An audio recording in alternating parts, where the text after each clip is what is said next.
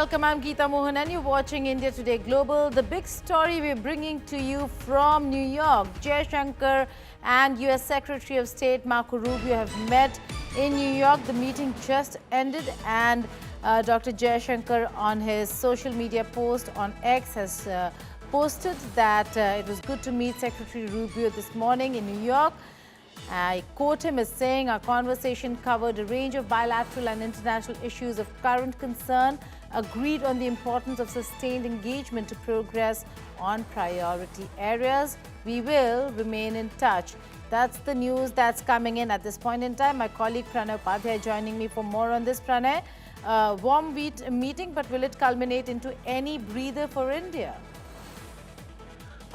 We can't say with surety, Geeta, that will it bring any breather, but definitely there is a sense of positivity because both leaders not only met, but they did affirm, they did decide that the high-level contact need to continue between both the sides, and India and United States remain committed for continuing the relationship, partnership, and their high-level engagement. And you know, you have also covered this relationship in great detail, and you know that how wide-spectrum contact India and United States maintain. But definitely this meeting has its own significance, not in terms of its timing, but this is the first one, a face-to-face meeting between Dr. Jaishankar and Marco Rubio after Operation Sindoor, and also after the trade and tariff announcement, after the Chabar, exemption being revoked, being revoked by the United States, and also the recent development in terms of the H-1B visa. So definitely, Dr.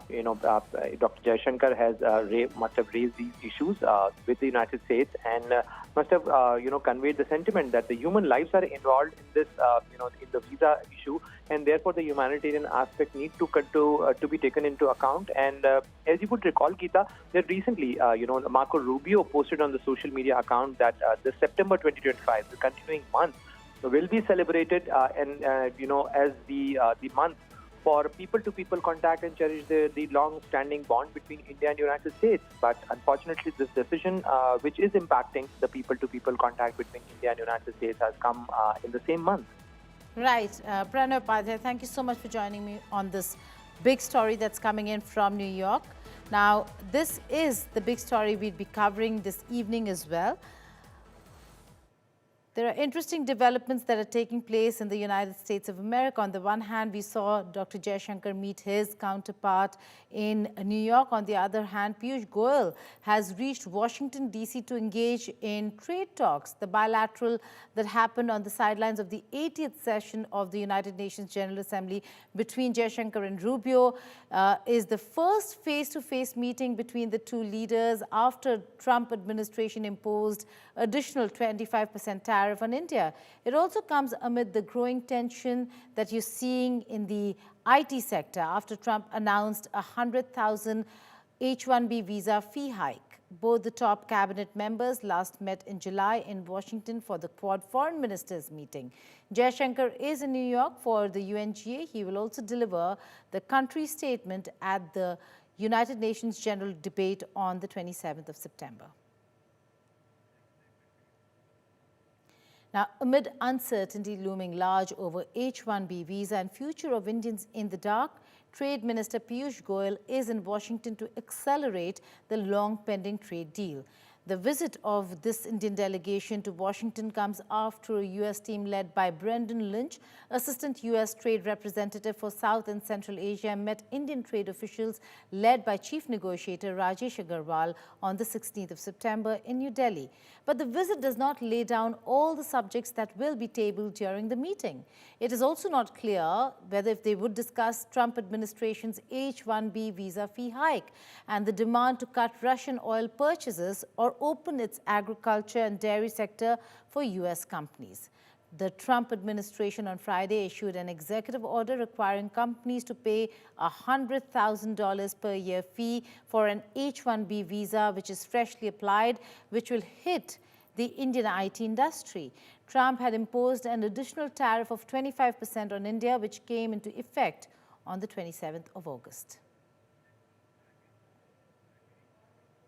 Now, with the H-1B visa controversy creating ripples across the IT sector in India, there are many rumors. The future of the H-1B visa holders are in dark, especially the ones who are applying for new visas. We tell you more about it in this report. Panic, confusion and chaos. This has been the state for Indian IT industry since Trump's announcement of the $100,000 H-1B visa fee hike. What this proclamation will do is raise the fee that companies pay to sponsor H-1B applicants to $100,000. This will ensure that the people they're bringing in are actually very highly skilled and that they're not replaceable by American workers. So it'll protect American workers, but ensure that companies have a pathway to hire truly extraordinary people and bring them to the United States. Following the announcement, Silicon Valley urged their staffers not to travel outside the country, leading to overseas workers scrambling for flights. But the White House later clarified that the fee was one-time and not annual and applied only to new visas. Following Caroline Levitt post, there has been some relief, but fear of uncertainty looms large. The new fee takes into effect from 12 a.m. on September 21st. But this new visa fee has certain exemptions. It will not apply to visa applicants working in the healthcare and engineering industry. As of 2025, there are estimated 500,000 to 600,000 H-1B visa holders in the US. The current H-1B visa holders must re-enter the US by September 21st if they have been abroad for 12 months or longer. Also, the executive order gives authority to US Secretary for Homeland Security to waive the $100,000 fee for H-1B holders if they are deemed important for national interests. Trump claims that Americans are losing jobs to H-1B visa holders. He also states that the program meant for high-skilled laborers is being misused to replace American workers with cheap laborers. For now, the American dream seems bleak. With Mahashweta Lala, Bureau Report, India Today. Joining me now is Mukesh Aghi. He is president of USISPF, that's US-India Strategic Partnership Forum from Washington, D.C. Mr. Aghi, many thanks for joining us. Now, $100,000 for H-1B visas for all those who are applying freshly will have to now be shelling out that kind of money. That's the decision taken by Trump administration. You tell us, what is the impact of this decision, the implication of it for India as also for America, Dr. Aghi? Well, first is the $100,000 per H-1B visa is tremendously high number. The second is it is not targeted towards India or Indians itself, even though Indians take almost 72% of that visa itself. You have to understand that when this program was started, it was focused more on high-end technical talent, which was not available in the US. And since then, what we have seen is in certain cases, the H-1B program has been abused. And the whole objective here is to correct that. So any country would like to attract good talent, high-end talent, talent which is lacking in the local ecosystem. And that's what the objective of the $100,000 fee is, to basically filter out the low end and focus on the high end. Well, so what you're trying to say is that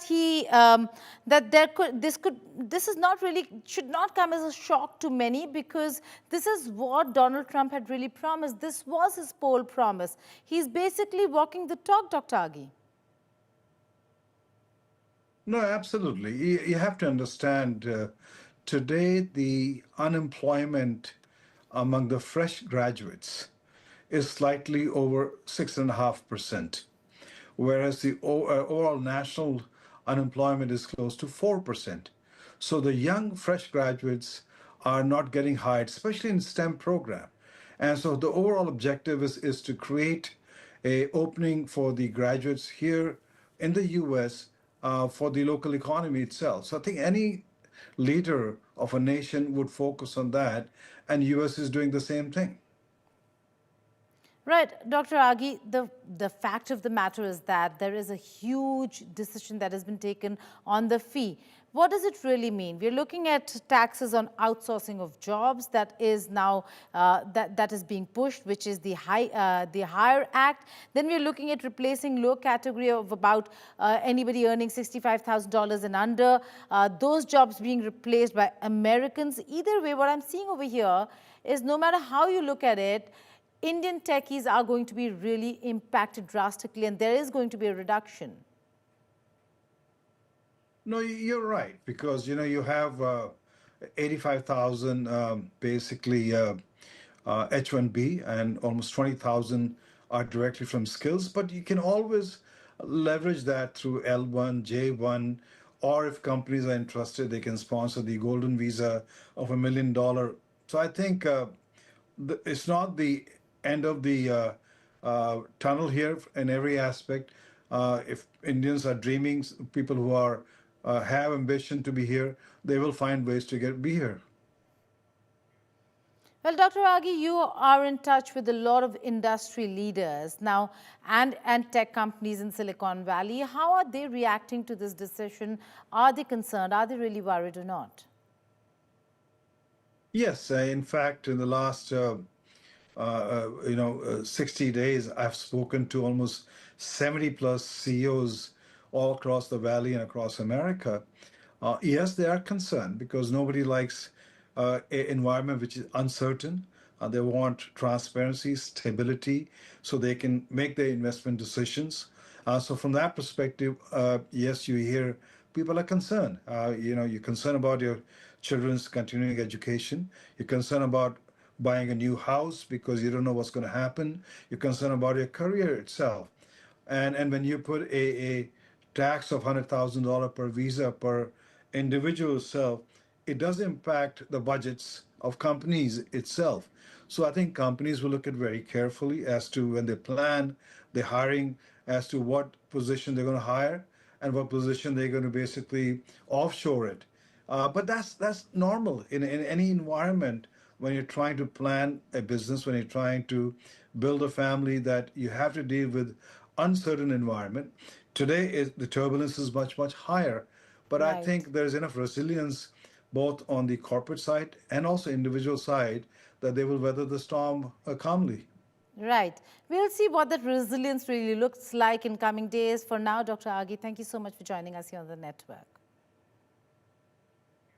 Now, on Statecraft today, we talk about the decades of concerns over brain drain that we've spoken of and what has successive governments really done about it for India. Not so long ago, they were part of India's soft power cloud, the techies, the tech industry of India. What happens now? Should they remain? What should the government of India do? You can watch the detailed analysis on our YouTube channel, India Today Global's YouTube channel. But for now, here is an excerpt.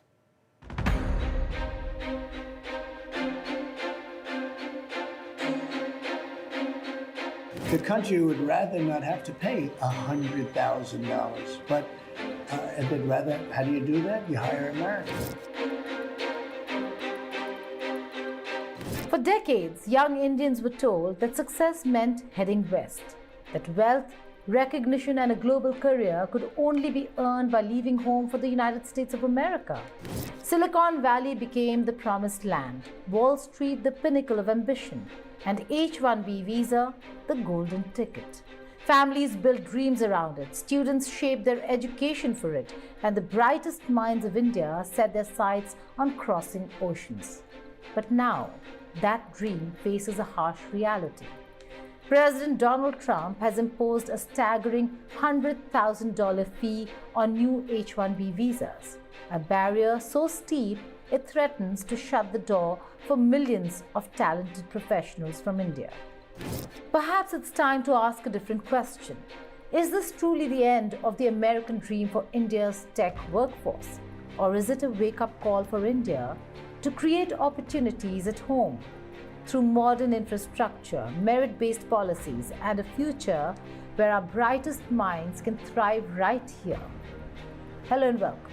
You're watching Statecraft with me, Geeta Mohan.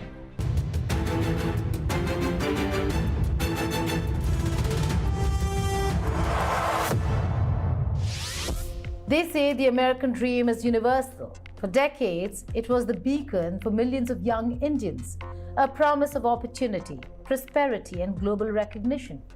Elon Musk, Sundar Pichai, Satya Nadella, Indra Nooyi, all of them lived that dream, starting with an H-1B visa. But today, that dream is under siege. President Donald Trump has announced a $100,000 fee for new H-1B visas. One fee, one giant hurdle, and for Indian IT professionals, it might just be the end of an era.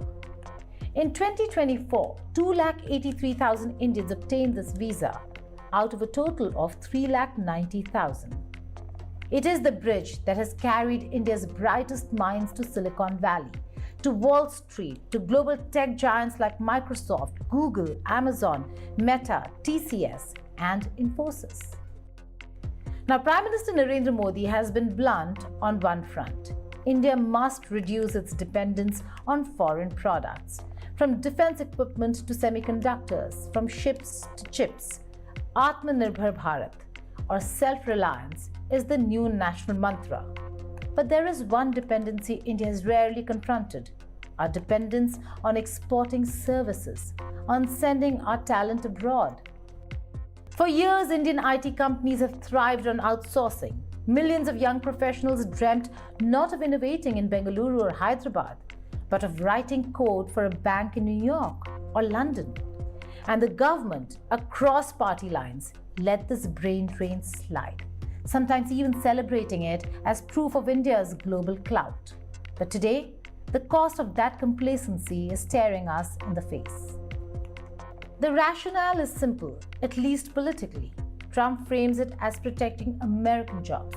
He claims the H-1B program has been exploited to replace domestic workers with cheaper foreign talent.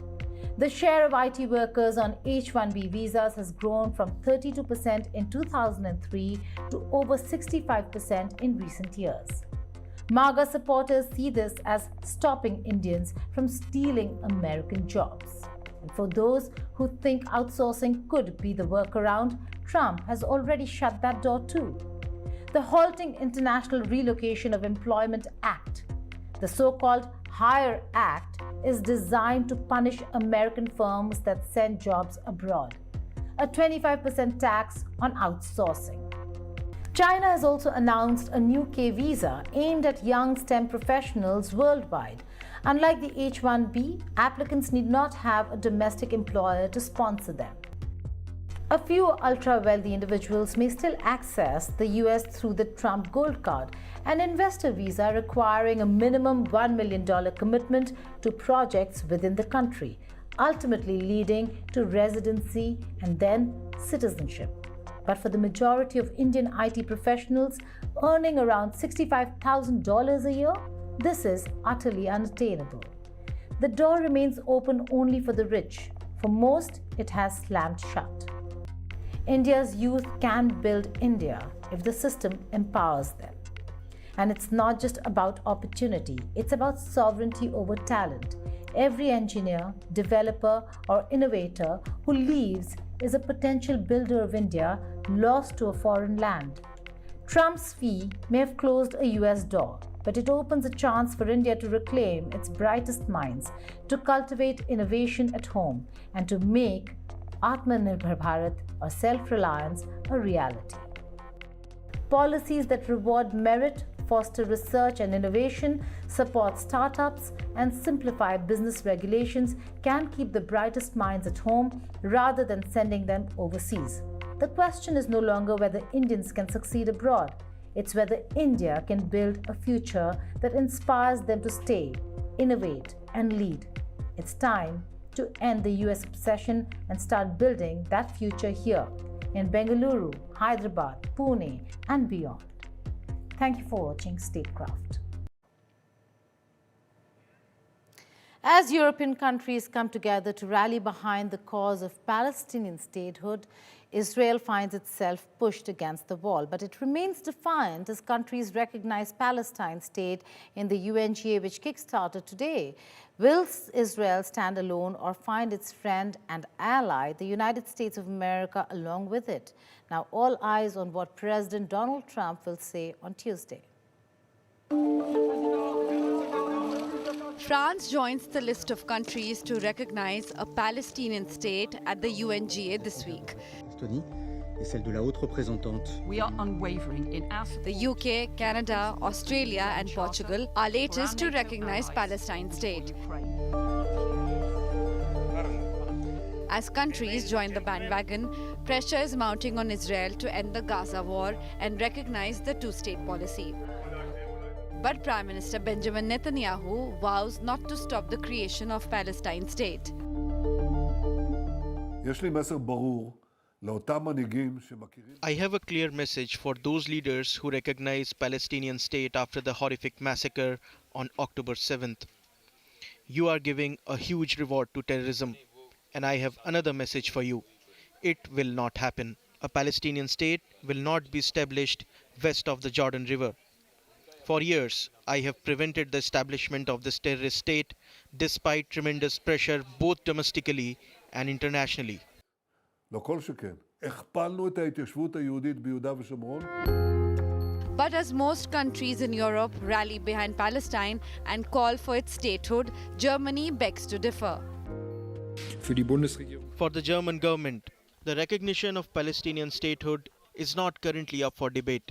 We continue to see such recognition as one of the last steps, not one of the first, on the path to a two-state solution.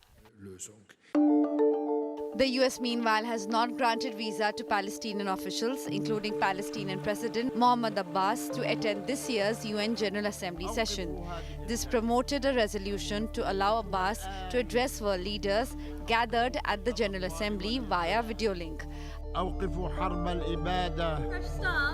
Abbas is among the 80 Palestinian officials whose visas have been revoked by the US. Earlier, Israeli army released footage showing stationary tanks and military vehicles it said were of the 36th Division preparing to enter the Gaza City area. With Mahashweta Lala, Bureau Report, India Today.